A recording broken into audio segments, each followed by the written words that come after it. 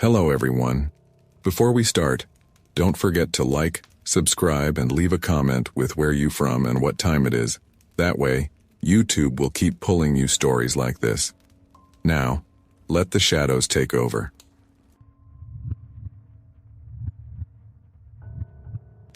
I was 23 when this happened, freshly out of college and desperate to prove to myself that I could actually live on my own.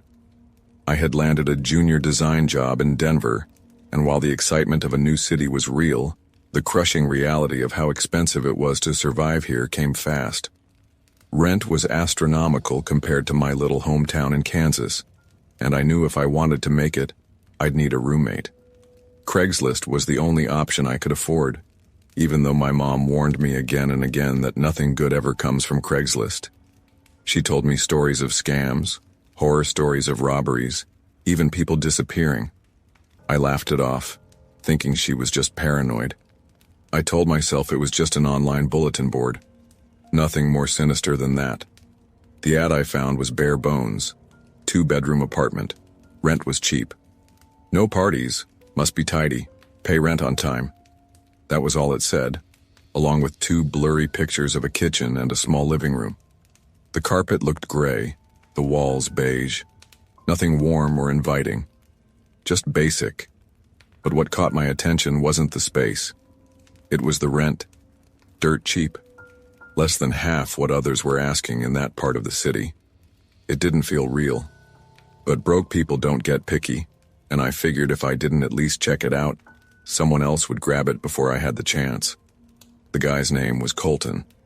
He responded to my text within minutes, which made me think maybe he was just eager to fill the room. His answers were short, not rude exactly, just clipped, like he had no patience for small talk. He told me to meet him that night at 7:30. No back and forth, no questions about who I was, no discussion about references. That should have been the first red flag, but I brushed it aside. The apartment building looked tired, a long rectangle of faded red brick with buzzing fluorescent lights outside that made the whole place feel washed out and sickly. The intercom didn't work. Colton was already waiting for me at the front door when I arrived, holding it open without saying much. He was tall, lanky, maybe late 20s. His skin looked a little pale, his eyes sunken like he didn't sleep much, and when he smiled at me, it didn't look like something natural. It was rehearsed, forced, like someone who knew smiling was expected but didn't really understand the reason for it. Rent's due on the 1st. Utilities split. Don't touch my stuff. That was the entire pitch he gave me while leading me up the stairs. His voice was low and flat, not friendly, not hostile, just empty. The place itself was neat, but in the wrong way.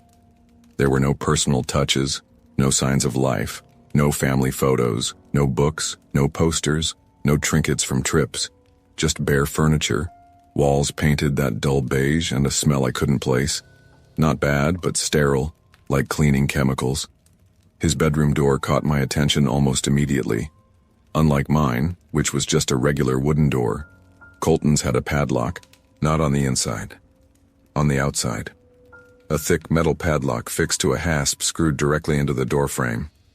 I tried not to stare, but my eyes kept going back to it. I told myself maybe he had expensive electronics or something worth protecting. It didn't feel normal, but I needed a place. So when he asked flatly if I wanted it or not, I said yes. Moving in was quick. I didn't have much. Clothes, a computer, a few boxes. Colton barely said a word to me as I hauled things into the spare room.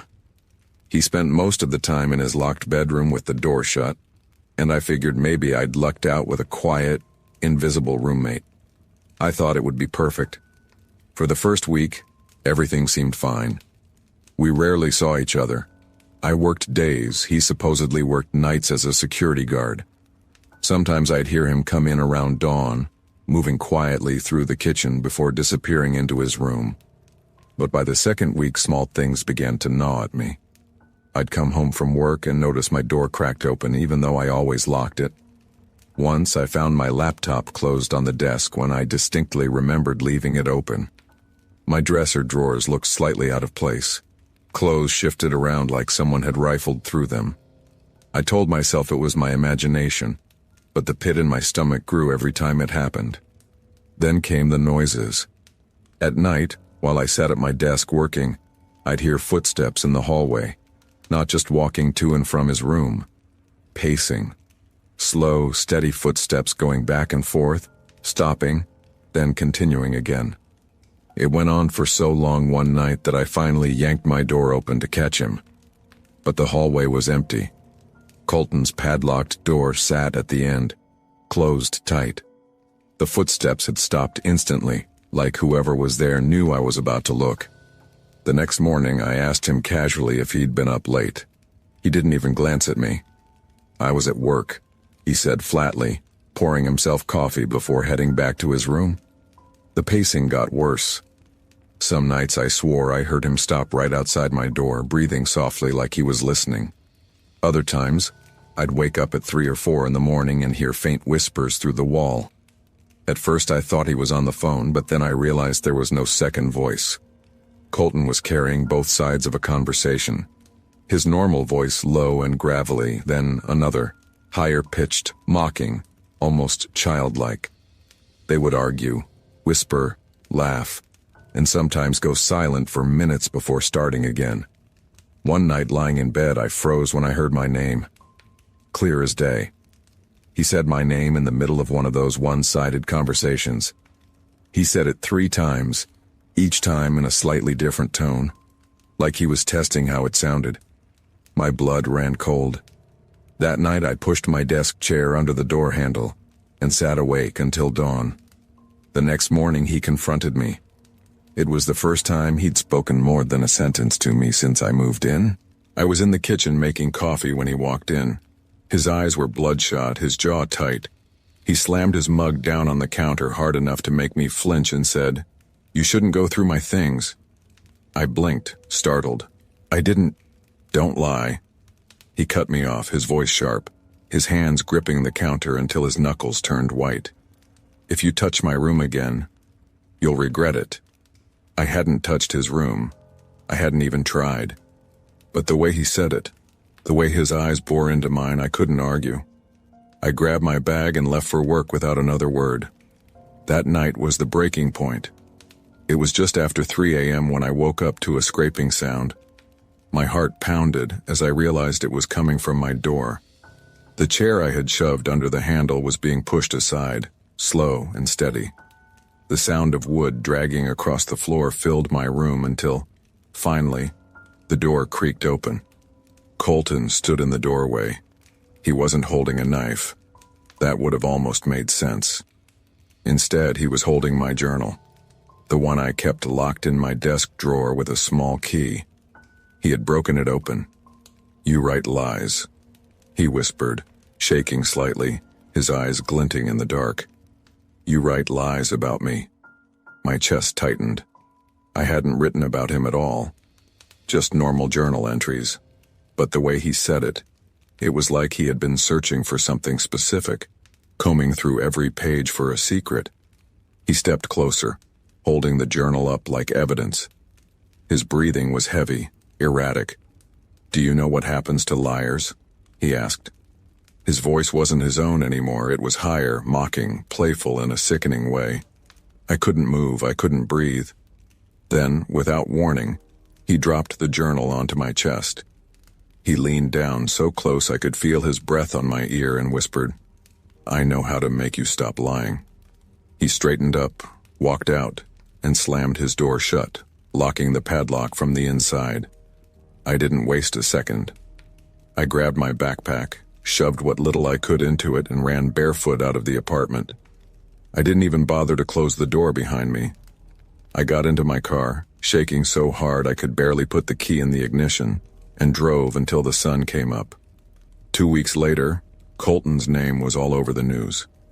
Police had raided the apartment after neighbors reported screaming. Inside his padlocked room, they found a trunk. Inside the trunk were dozens of photographs. Not random strangers, roommates.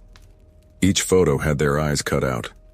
Alongside the photos were IDs, wallets, bits of jewelry. Some of the names were reported missing.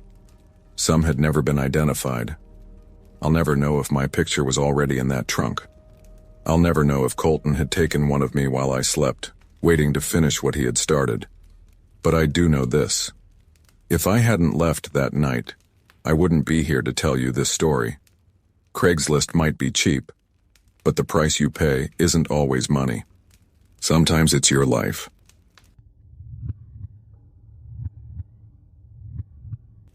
I was 19 when this happened, broke, exhausted, and desperate for quick money.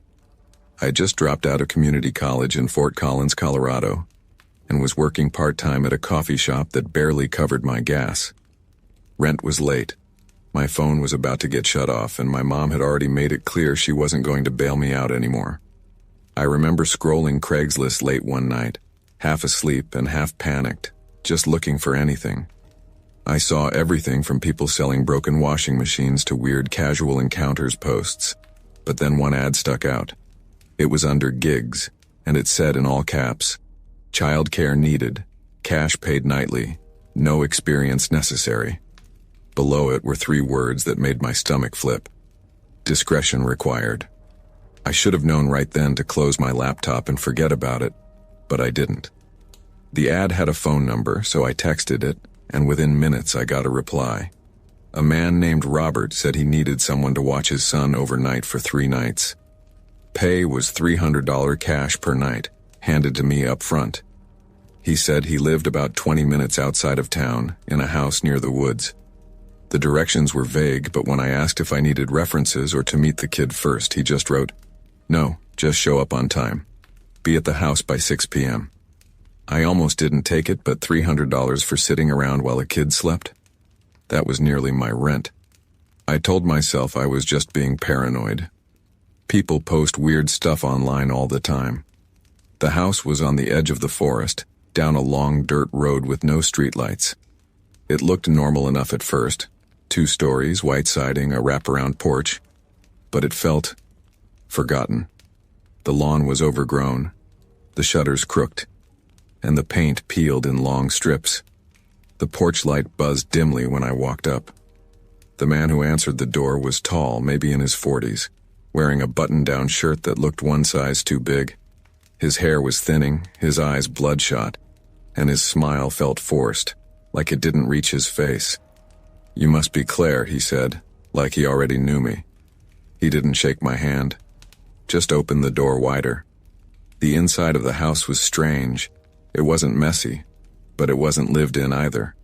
No family photos, no toys lying around, just bare furniture and empty walls. The air smelled faintly of bleach, which made me think he had just cleaned before I got there.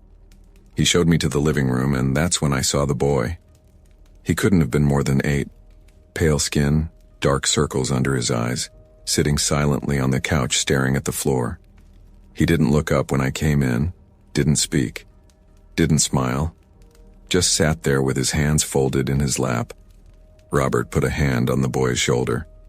"This is Adam," he said. "He's quiet. He'll stay in his room most of the night. You won't have to do much." I nodded, trying to act casual, but something about the boy's posture unsettled me. He looked like he was bracing for something. Before leaving, Robert gave me rules. His tone was flat, but his eyes locked on mine, unblinking. "Don't let him answer the door, don't let him go outside, and don't, under any circumstances, go into the basement." The way he said it made my throat dry. I asked why, trying to sound polite, but Robert just repeated himself. "No matter what, basement stays shut." Then he pressed $300 bills into my hand, grabbed his coat, and left. The silence after the door closed was heavy. Adam sat there for another 5 minutes before quietly standing and walking upstairs without a word. I called after him, but he didn't answer. I figured maybe he was shy, maybe traumatized. I sat in the living room scrolling my phone, telling myself this was easy money. An hour later, the first knock came. It was soft, barely there, but it made me jump. I peeked through the curtain. A man was standing on the porch. Not Robert, someone else. He was older, wearing a baseball cap pulled low, his jacket zipped up to his chin. He just stood there, staring at the door, not moving. The knock came again. Louder. "Hello?" I called, my voice shaky. "Robert's not here right now." The man tilted his head like he was listening closely. Then he said almost too calmly, "Let me in. I need to see the boy." Every hair on my body stood up. I backed away from the door and shook my head. "You need to leave. Right now." The man didn't knock again. He just stepped off the porch and walked into the woods without a word. I locked every door and window in the house, my heart hammering. I wanted to call Robert, but when I dialed his number, it went straight to voicemail. Around 10 p.m., I heard movement upstairs. I went to check on Adam, but when I opened his bedroom door, he was gone. The bed was empty. The window was shut. "Adam?" I called, my voice catching. I heard soft humming coming from down the hall. I followed it and found him standing in front of the basement door. His small hand was resting on the knob, and he was humming some tuneless little song. "Adam, you're supposed to be in bed," I said, forcing a smile. "Come on." He didn't move. Didn't even look at me. Just whispered, "They're calling me." My stomach dropped. "Who's calling you?" I asked carefully. "The ones downstairs," he said, his voice flat, like he was repeating something he'd been told. I grabbed his hand and pulled him away from the door. He resisted at first, then let go and shuffled back to his room silently. I tucked him in, sat on the edge of his bed and asked, "What's in the basement?" He turned his head slowly toward me, his eyes wide and empty. "That's where they keep the others." I didn't sleep after that. I sat in the hallway outside his room, staring at the basement door down the hall, every nerve in my body screaming to leave. Around 1 a.m., I heard it, a thud from beneath the floor, then another, then scratching like nails dragging along wood. I covered my ears, shaking, whispering to myself that I just had to make it until morning. At 2:30, Adam's door creaked open. He stepped into the hall, his eyes half closed like he was sleepwalking. He walked right past me, straight to the basement door, and this time the knob was turning on its own. Slowly, deliberately, I grabbed him, pulling him back, and the door stopped moving. The knob froze mid-turn. "Please," Adam whispered, his voice trembling now. "They don't like when you don't let them out." I held him tightly, heart pounding so hard I thought I'd faint. The rest of the night was a blur of knocking, not at the front door, but from inside the basement. Slow, heavy knocks, sometimes a voice mixed in, low and muffled, calling the boy's name. When the sun finally rose and Robert returned, I was pale, shaking, my voice raw from not speaking all night. He handed me another $300 and asked, "Any problems?" I stared at him, waiting for some explanation, some sign that he knew what was happening under his house. But he just smiled, that same empty smile, and said, "See you tonight." I never went back. A week later, I tried looking up Robert's address. The listing was gone. No house for rent, no child care ad, nothing. Like he'd vanished. But sometimes, late at night, I can still hear that knocking in my head. Slow, heavy, coming from beneath the floorboards. And I still hear Adam's whisper, "That's where they keep the others."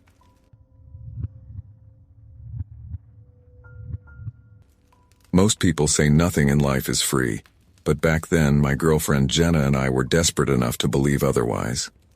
We had just moved to Aurora, Colorado, into a tiny 2-bedroom apartment above a noisy diner.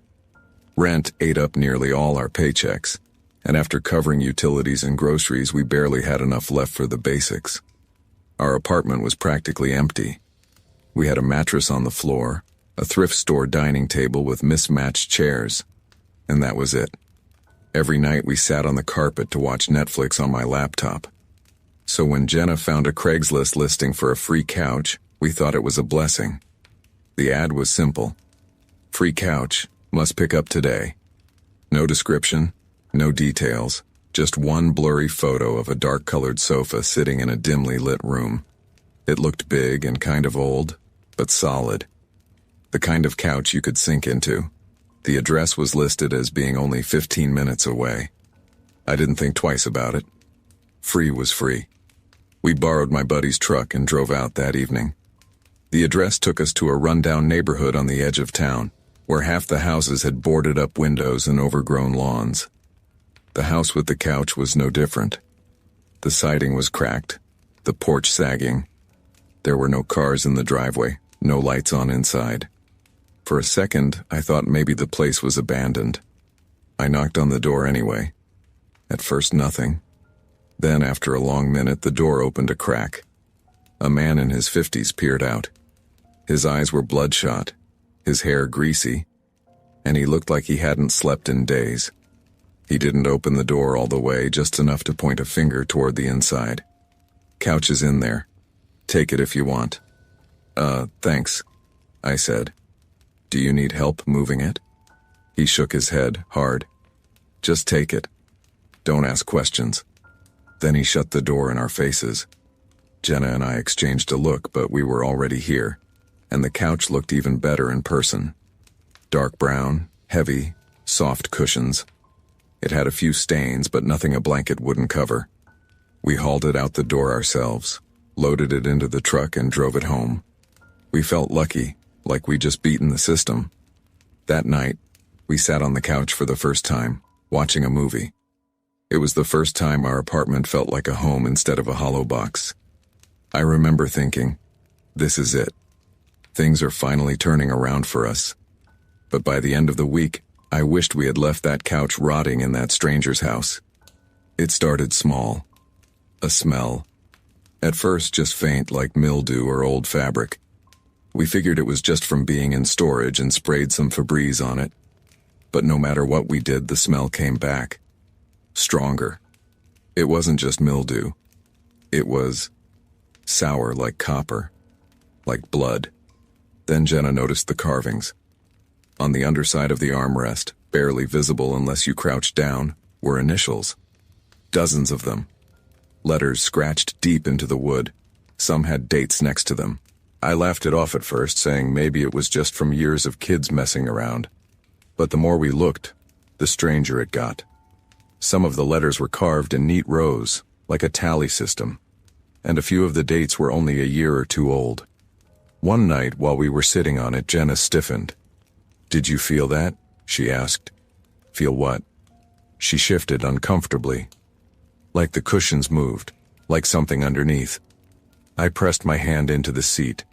It felt normal, heavy, lumpy. But then I swear, just as I was about to laugh at her, I felt it too. A faint shift, like something wriggling deep inside the stuffing. That night, I dreamed I was sinking into the couch, swallowed whole, my arms pinned at my sides while dozens of hands grabbed at me from below. I woke up sweating, heart racing, but I didn't tell Jenna. The next night she woke me up at 3 a.m., her voice shaking. "There's someone in the living room." I grabbed a baseball bat and crept out. The apartment was silent except for the hum of the fridge downstairs. But when I reached the living room, I froze. The couch was rocking, just slightly, back and forth like someone had just gotten up. I tore the cushions off, half expecting to find a rat or something. But the moment I lifted the second cushion, a blast of cold air hit me in the face, and I swear I heard a whisper. A voice so faint I almost convinced myself I imagined it. But Jenna heard it too. She backed up against the wall, trembling. It said one word. "Stay." We stuffed the cushions back on and didn't sleep for the rest of the night. The next day I called my buddy and told him we needed to get rid of it. He laughed, thought we were joking. But when he came to help, he went pale the second he touched the couch. He pulled his hand back like it burned. "Dude, I don't know what the hell this is, but I'm not putting it back in my truck."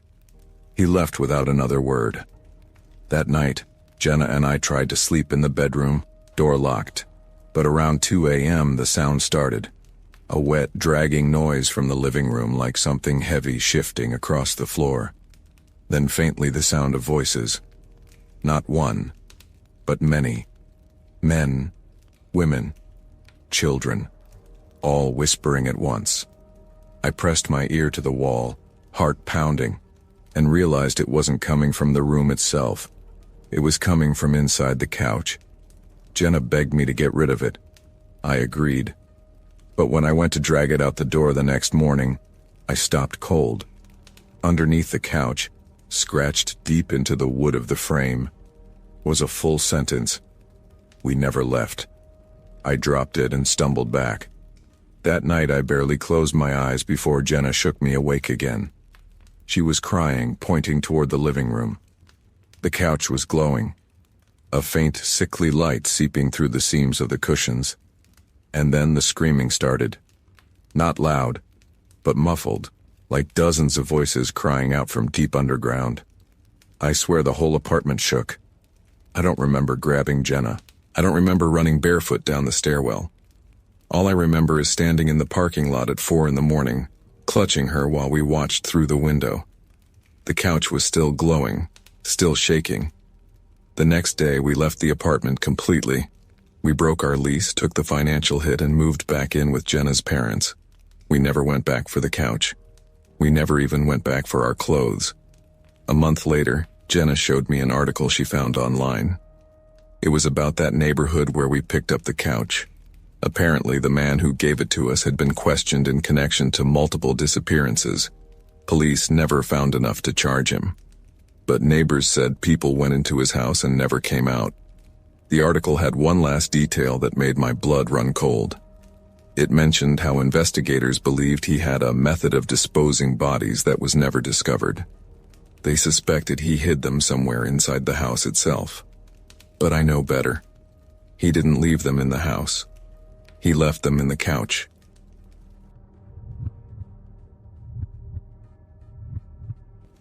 I used to scroll Craigslist the way other people doom scroll Instagram. Most people check the for sale listings for cheap TVs or old furniture. But me? I was always on the pets section. I had just moved to Flagstaff, Arizona for grad school. I didn't know anyone, my apartment was empty, and every night felt too quiet. I figured adopting a cat or dog would make things less lonely. Most ads were what you'd expect.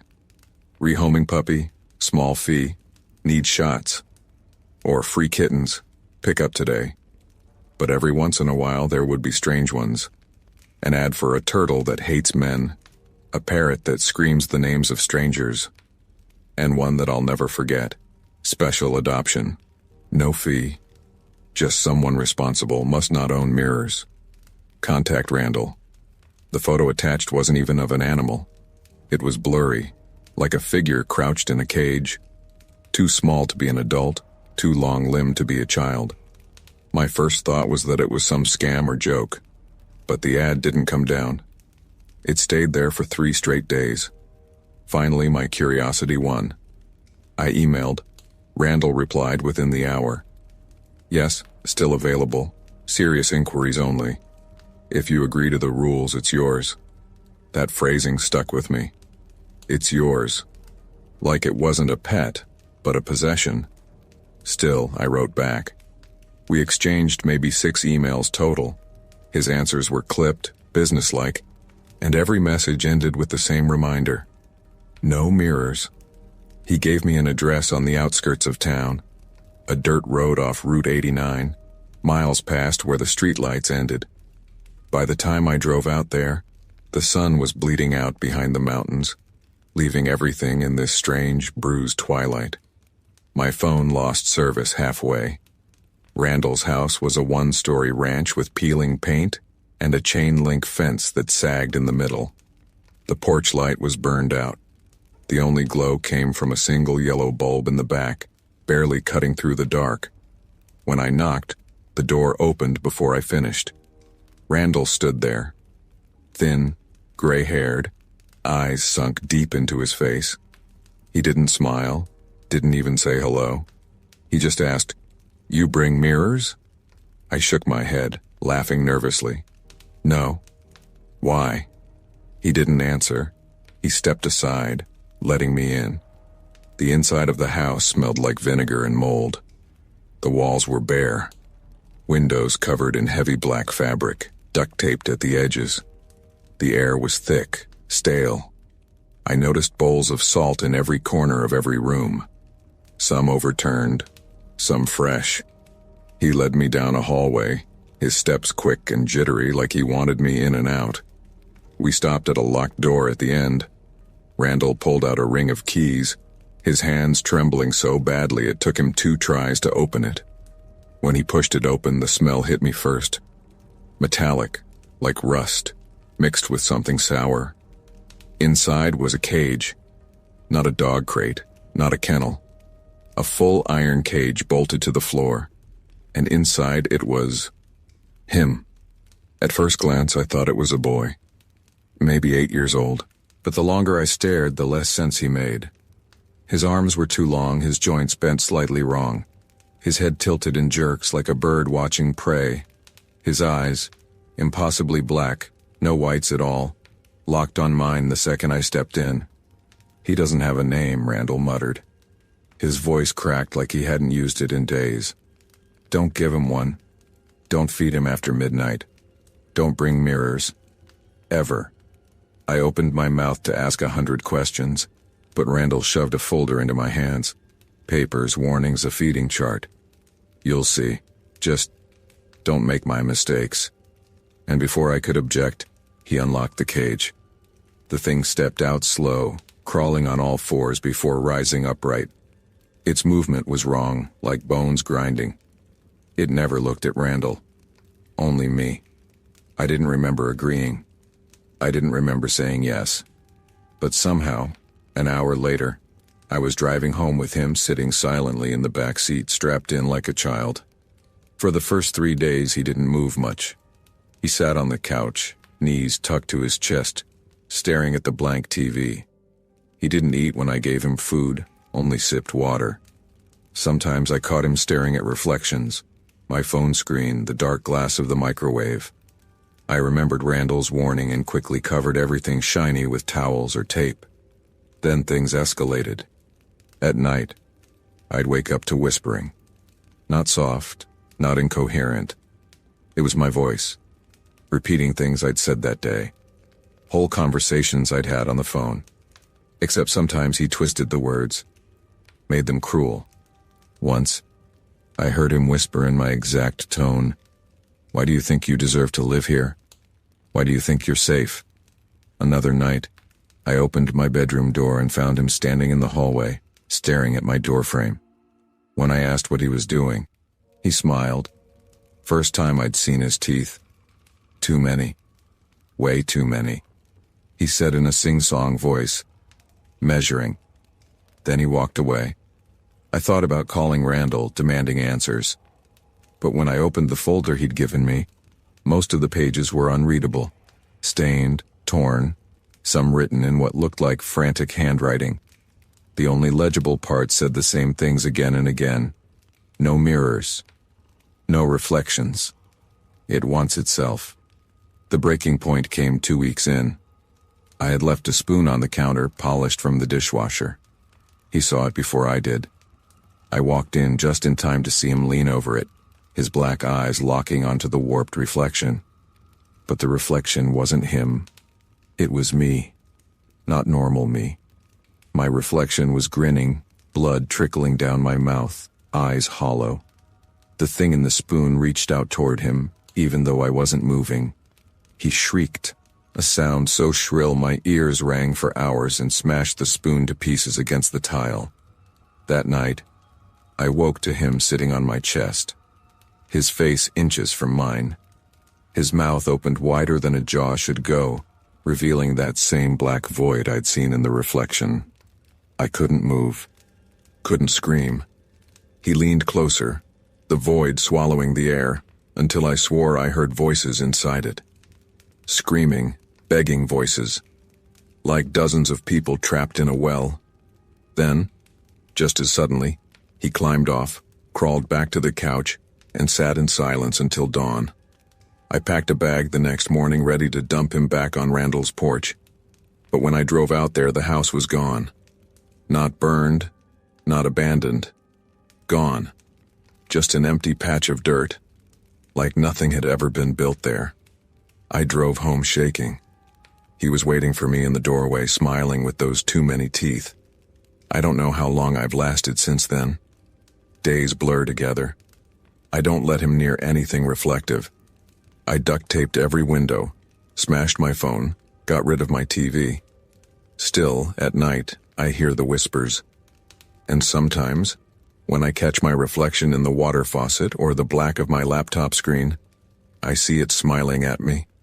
The worst part? Last week he finally spoke in his own voice. Not mine. Not a mimic. Deep, guttural, like something pulling itself up from the bottom of a pit. He said, "You're almost hollow enough." And now every night I dream of that cage in Randall's house. Except this time I'm the one inside.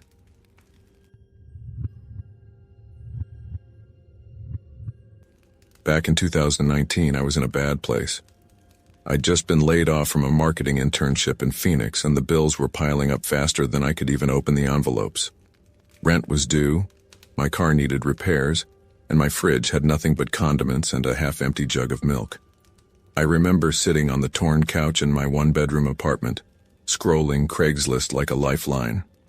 Everyone says Craigslist is shady, but when you're broke, it feels like your only chance. Most of the listings were scams. Work from home, make thousands, or stuff that sounded like multi-level marketing. But one ad caught my eye, and it looked just believable enough. It read, $500 cash. One night only. No experience necessary. Must be reliable, transportation provided, discretion required. That word, discretion, made my stomach tighten, but $500 for one night? That was more than I made in a week waiting tables. I emailed the address, half expecting no reply, but within an hour, I got a response. The man's name was Richard. He said the job was simple. I'd be watching over a property overnight. No phones allowed, no leaving the building until morning. He promised someone would drop me off and pick me up. My roommate at the time, Corey, told me flat out it sounded like a setup. "Dude, people disappear like this," he warned, waving a beer at me like it was proof. $500 cash for babysitting a house? No one pays that much unless there's a reason. I laughed it off, pretending not to care. But deep down, I knew he was right. I just didn't care. I was desperate. That Friday night, a black SUV pulled up outside my building right on time. The driver never said a word, just nodded when I climbed in. He wore a baseball cap pulled low, his face mostly hidden. I thought about texting Corey my location, but Richard's email had been firm. No phones. I told myself it was just a weird privacy thing. Maybe the guy didn't want his stuff stolen. My phone stayed in my pocket, but every nerve in my body told me to turn around and walk back upstairs. We drove about 30 minutes outside the city, into a part of Phoenix I'd never seen before. Industrial blocks, warehouses, chain-link fences, empty parking lots glowing under buzzing orange streetlights. The SUV stopped outside a huge windowless warehouse that looked abandoned. A single steel door was propped open with a brick. Richard was waiting. He looked normal enough, maybe late 40s, balding, wearing khakis and a polo shirt tucked in too neatly. He shook my hand but didn't really smile. His grip was clammy, like someone who'd been sweating. "Good," he said simply. "You showed up. Most don't." That should have been my second red flag. He led me inside. The warehouse was nearly empty except for a folding chair, a card table with a single desk lamp, and two coolers. One marked water, the other unmarked. The air smelled faintly metallic, and the concrete floor was scuffed with marks like heavy things had been dragged across it. I tried to ignore it. Richard laid out the rules in that same flat, unemotional tone. "You sit here. You do not wander. You do not touch anything. At exactly 6 a.m., a driver will come for you. Do not leave before then. There are no cameras, but if I find out you broke my trust, you won't get paid." He reached into his pocket, pulled out a thick envelope of cash, and placed it on the table. "Half now, half when the driver arrives." I counted quickly. $250, real bills, worn but legit. My panic eased just a little. Maybe this was just some eccentric rich guy testing loyalty or something. I nodded and sat in the chair as Richard left, shutting the steel door behind him. The echo of the lock sliding into place rang through the warehouse like a death sentence. For the first hour, nothing happened. I sipped water, tapped my foot, tried to distract myself. The warehouse was dead quiet, except for the occasional hum of pipes in the walls. But around 11 p.m., I heard it, a low thud from somewhere deep inside. I froze. It wasn't the building settling. It was rhythmic, like someone shifting their weight, bumping against metal. Then a muffled sound, almost like a voice, carried faintly through the air. I stood up before I realized what I was doing. The rules echoed in my head. Do not wander. But I couldn't stop myself. I walked slowly toward the sound, my sneakers squeaking against the concrete. The noise grew clearer. Voices, strained and panicked. One was crying. At the far end of the warehouse, a row of shipping containers sat stacked along the wall. The sound was coming from inside one. My hands shook as I touched the cold steel door, pressing my ear against it. The crying stopped instantly, replaced by frantic whispering. Then someone banged hard from the inside. "Help! Please get us out!" My blood turned to ice. Richard hadn't hired me to watch over property. He had hired me to watch over people. Prisoners. I staggered back, my brain racing. What the hell was this place? Was Richard trafficking people? Torturing them? Killing them? I looked around, praying for an exit, but the steel door was locked from the outside. I was trapped. Then I heard footsteps. Not Richard's. Heavier, slower, deliberate. They came from the far side of the warehouse, circling toward me. I sprinted back to the card table, heart pounding, and dropped into the chair just as a man emerged from the shadows. He was massive, built like a linebacker, with a shaved head and a blank expression. He didn't say a word, just scanned the warehouse before looking directly at me. My chest tightened as he studied me for what felt like minutes. Then, without breaking eye contact, he reached into the unmarked cooler, pulled out a piece of raw meat, I swear to God it was a human arm, and dragged it across the floor toward the containers. The whispers inside turned to screams. He smirked slightly, then disappeared into the shadows again. I wanted to throw up. My hands gripped the envelope of cash like it was a lifeline, but suddenly it felt like evidence, like I was part of something I couldn't escape. I considered bolting, but the steel door was locked tight. All night I sat there paralyzed as the muffled cries continued. Sometimes they grew louder, desperate. Other times they went silent, and that was worse. Every time I thought about standing up, I remembered Richard's words. "If I find out you broke my trust, you won't get paid."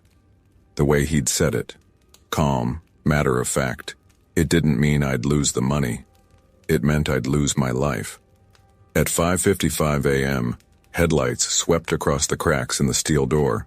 The SUV had returned. Richard stepped inside, cheerful now, like we were old friends.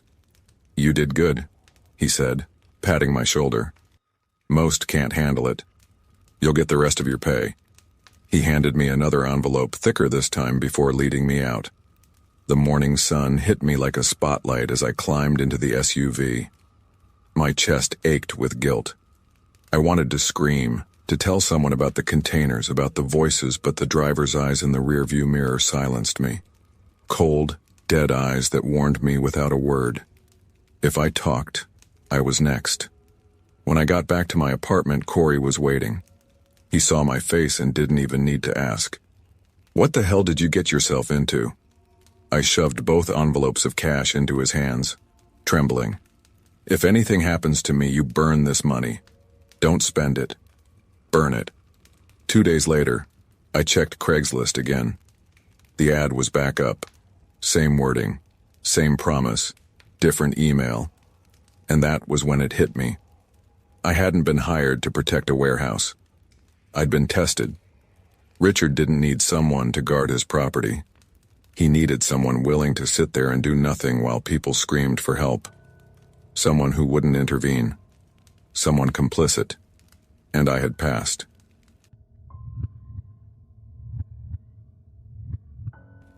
When you're broke, you don't think straight. That's the truth people don't admit out loud.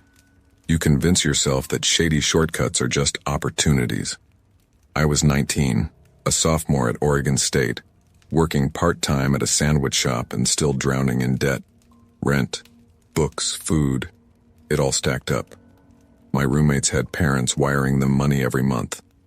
I had nothing. So when I saw the Craigslist ad, I didn't laugh. I didn't think twice. I told myself it was my shot. Volunteers needed. Overnight research study. $1,000 cash upon completion. No experience necessary. Must be 18 plus. Transportation provided. That was it. No details. No company name. Just a phone number. The kind of thing you scroll past every day and think, scam. But that night, staring at my negative bank balance, it looked different. $1,000 for one night? That wasn't just rent. That was survival. I texted the number. 10 minutes later, I had a reply. Accepted. Pick up tomorrow, 6 p.m. Meet at parking lot behind Denny's off 99W. Wear comfortable clothes. Do not bring valuables. Something about that phrasing should have made me stop cold. But all I could see was the cash. I even told myself maybe it was one of those sleep studies I'd heard about. You lie in a hospital bed with electrodes on your head, they monitor your brainwaves, and you walk out richer. Easy. The van was already there when I showed up the next evening. White, unmarked, just idling by the dumpsters. The driver didn't roll down his window to check my name or anything. Just popped the side door open and jerked his head like, "Get in." There were 6 of us inside already. All young, all quiet, staring at the floor. No one said a word.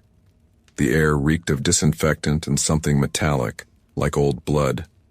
They drove us an hour out of town, past suburbs, past farms, deep into the woods until cell service died.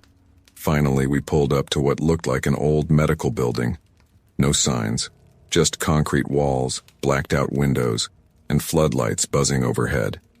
The driver got out, slid the van door open, and pointed us inside. Still, none of us spoke. It felt like we all knew if we broke the silence, something would notice. The interior wasn't abandoned. Not exactly. The floors were scrubbed, the walls freshly painted, but everything looked wrong. The lights were too bright, humming so loud it drilled into your skull. The air was too cold, recycled, like the AC was blasting year-round. A woman in a lab coat, no ID badge, no name tag, met us in the lobby with a clipboard. Her smile was wide but empty, like she'd practiced it in a mirror. "You've all been selected for the trial," she said, voice sugary but rehearsed. "The rules are simple. You will each be assigned a room. Do not leave your room after lights out. Do not speak to anyone through the walls. Do not attempt to leave the facility. In the morning, you'll be compensated and released." A guy next to me, maybe mid-20s, raised his hand nervously. What's the study exactly?" The woman's smile didn't shift an inch. "Compliance," she said, before turning to lead us down the hall. They split us up, one by one, pushing us into rooms that looked more like cells than bedrooms. Each had a narrow cot, a bolted-down metal chair, and a single light bulb in a cage on the ceiling. No windows, no clock, just a steel door with no knob on the inside. When mine shut, the lock clicked loud enough to echo through the concrete. At first it was just boring. I sat on the cot, staring at the light until my eyes burned. I tried knocking on the wall, and to my surprise, someone knocked back. 3 taps, hesitant. I whispered, "Hey."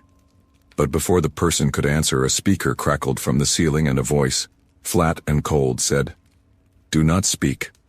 My blood went ice cold. They were listening. Hours passed, maybe more. The light never turned off, just buzzed overhead. I started to doze, but a noise jerked me awake.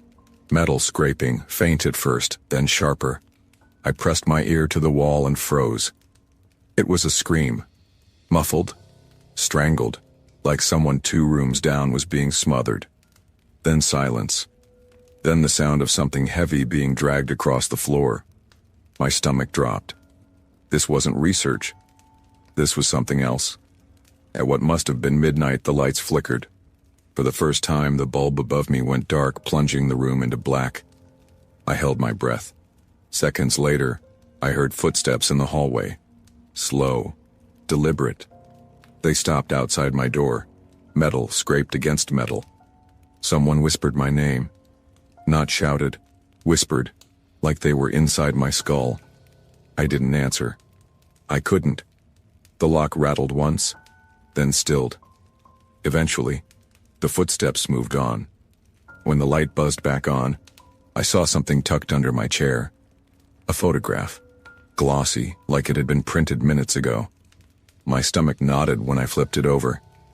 It was me, lying on the cot, eyes closed, mouth slack, asleep. Only, I hadn't been asleep. I would have known. Someone had been in my room, standing over me with a camera, and I hadn't woken up. I shoved the photo under the mattress, but more came. Every time the lights went out, another appeared. Me standing in the corner. Me with my eyes open but blank, like I was staring through the lens. One of them showed me smiling. I never smiled. By morning, if it even was morning, they opened the doors. 3 of us were gone. No explanation, no goodbyes. The woman in the lab coat herded the rest of us back to the van, pressed an envelope of cash into each of our hands and said, "Thank you for your participation. Do not return." I thought that was the end. I told myself I'd been part of some twisted psychological test, that the missing kids had just dropped out. I tried to believe it. I clung to the $1,000 like proof I was fine. But 2 nights later, lying in my apartment bed, my phone buzzed. No number. Just a picture message. My heart seized when I opened it. It was me in my room, sleeping. The same angle, the same framing as the photos from the facility. Only this time I knew for certain. No one else had been in my apartment. I checked the Craigslist ad again. Gone. But the next day, a new one appeared under a different city. Word for word the same. Volunteers needed. Overnight study. $1,000 cash. I didn't delete it. I didn't flag it. I just stared at the screen, realizing the truth. They weren't looking for participants, they were recruiting. And I hadn't escaped anything. I just passed the first test.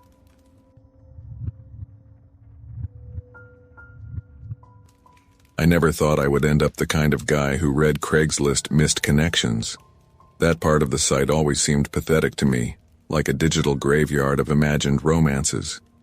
People convincing themselves that someone glancing up in a coffee shop was fate, or that a stranger asking for the time meant destiny. I used to read them for laughs, scrolling through headlines like "Girl with the Sunflower Tattoo at Safeway" or "Guy in the Mariner's Hoodie on Bus 43. They read like bad amateur poetry. But one night last spring, I clicked on a post that didn't feel like a joke at all. It felt like it was written for me. I had just moved to Seattle a few months before, desperate for a reset after a breakup that left me gutted. My 1-bedroom apartment was cheap, which also meant it smelled faintly of mildew no matter how much bleach I threw at it. The building sat on the edge of Capitol Hill, not the trendy part with bars and music, but the quieter side where the sidewalks cracked and streetlights sometimes flickered out for weeks before the city replaced them. I was working at a coffee shop, keeping my head down, trying to distract myself with routine. Nights were the hardest. The silence pressed in. My phone stayed stubbornly empty, and I filled the hours with streaming movies I didn't remember afterward. I told myself I was fine, that this was just the rebuilding stage. But loneliness makes the walls breathe louder. That night, after closing shift, I was sitting on my secondhand couch scrolling Craigslist on my laptop. Out of habit, I clicked missed connections. I hadn't looked in months, and there it was, the very first post at the top, time-stamped just 15 minutes earlier. The subject line made my stomach lurch. To the one in the green jacket.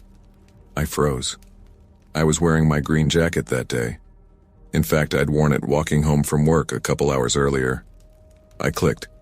The post was short, only 2 sentences. I saw you on Pine and 12th around 6 p.m. You looked back at me twice. I think you knew. My heart pounded as I stared at the screen. That was exactly where I'd been. Pine and 12th, waiting for the crosswalk light. I remembered glancing back once or twice, impatient, but I didn't remember seeing anyone. No one had stood out anyway, and yet here was this message on the internet for anyone to see, describing my exact route home less than an hour after it happened. Most people would probably laugh it off, but I couldn't. Loneliness makes you vulnerable. I refreshed the page half an hour later, but the post was gone. Deleted. The next night, there was another. Same subject line. Same timestamp, just minutes after I got home. You dropped your keys outside your door. I picked them up for you. You didn't notice. I shot upright, panic prickling down my arms. I yanked my key ring from my pocket and counted. All there. But I remembered. I had fumbled them that evening, cursing under my breath when they slipped from my hand onto the floor. I thought I'd scooped them up. No one had been in the hallway. At least, no one I'd seen. I didn't sleep that night. By the end of the week, it became a pattern. Every evening, a new post appeared. Always the green jacket subject line. Always uploaded minutes after I got home. Each one describing some small, intimate detail of my life. You microwave frozen dinners but never finish them. You leave the bathroom light on when you go to bed. You cry when you check your phone. The words burrowed under my skin. I started dreading opening Craigslist. But I couldn't resist. It was like scratching at a rash. Each new post felt inevitable, waiting for me. I tried telling my coworker Maddie. She laughed it off. Creeps live online, Daniel. They get off pretending they're watching someone.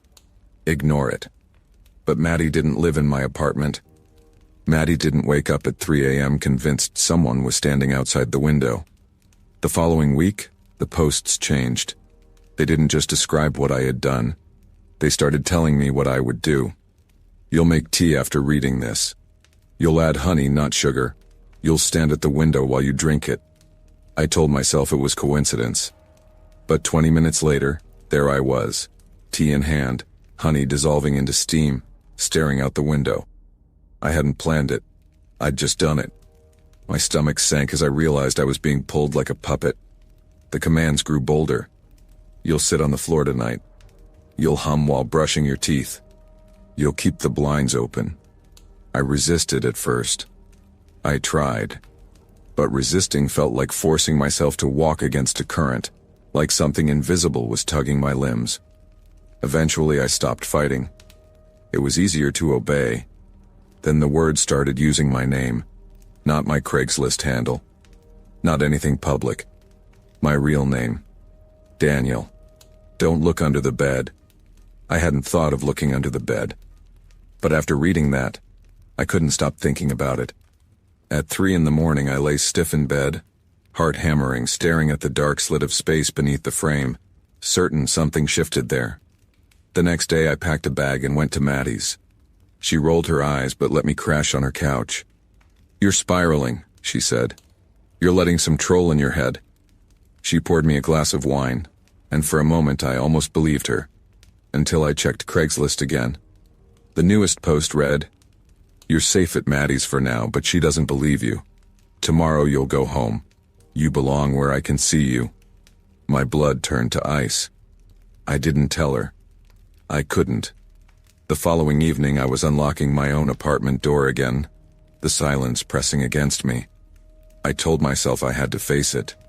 Pretending it wasn't happening wasn't working. That night's post was longer. Not just commands. A message. You've been lonely too long, Daniel. That's why I found you. That's why you saw me, even if you don't remember. You don't need friends, you don't need love, you only need me. I slammed the laptop shut, but it was too late. The words were already in my head, whispering like a second voice. That was when the dream started. I woke in the dark, certain someone was lying next to me. I felt their breath warm on my neck. One night, I jolted awake to find myself standing in front of the bathroom mirror, eyes glazed, whispering, "I knew. I knew. I knew." Another night I woke in the hallway with the front door wide open, though I never remembered unlocking it. And then came the final post. Just 3 words. Check the mirror. Every instinct screamed not to, but my legs carried me, dragging me across the apartment to the bathroom. I flicked the light. At first it was just my reflection. Pale, shaking, wide-eyed. Then it smiled. I didn't, but it did. Its lips curled before mine, its head tilted the wrong way, like a puppet glitching. Then my mouth followed, tearing into the same smile. My reflection's lips moved first, whispering words I couldn't hear but felt echoing inside my skull. A half-second later, my mouth repeated them in a voice that didn't sound like mine. Hours later, I woke on the bathroom floor, throat raw. My laptop sat on the counter, screen glowing. Craigslist was open. A new missed connections post sat in the draft box. No more missed connections, we're together now. And this time it wasn't written by someone else. It was logged into an account under my name. I haven't told anyone since. It wouldn't matter. The posts don't appear online anymore. They don't need to. Now, whenever I pass a mirror, my reflection doesn't quite keep up. Sometimes it smiles before I do. Sometimes it whispers words I can't stop repeating. And some nights, when my laptop flickers awake on its own, a Craigslist draft is already waiting, not typed by me, but written in my words. It always ends the same way. If you're reading this, you've already seen me.